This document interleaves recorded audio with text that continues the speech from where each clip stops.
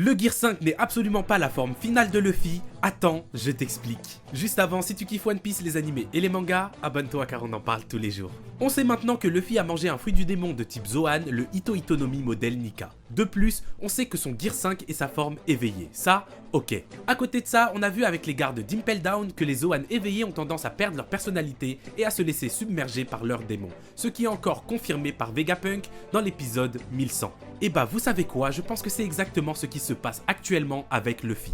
Lorsqu'il se transforme en Gear 5, il perd le contrôle et c'est la partie de Nika qui prend le dessus. C'est pour ça que son comportement change littéralement lorsqu'il se transforme et qu'il n'est plus du tout sérieux. Mais contrairement aux gardes d'Impel Down, Luffy ne perd pas totalement le contrôle. C'est pour cela qu'il peut encore réfléchir et aussi reconnaître ses alliés. Mais vous l'aurez compris, il ne maîtrise absolument pas encore sa forme éveillée. Et c'est très intéressant car beaucoup d'entre vous trouvent que Luffy n'est pas assez sérieux en Gear 5.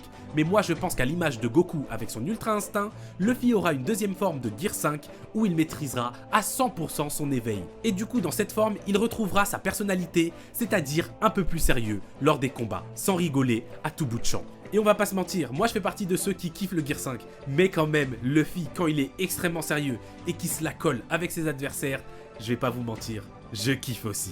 Et vous, le retour d'un Luffy plus sérieux en Gear 5, ça vous dit ou non? Dites-moi ça en commentaire les gars, comme d'hab moi je vous lis et je vous réponds, mais jusqu'alors, je suis out.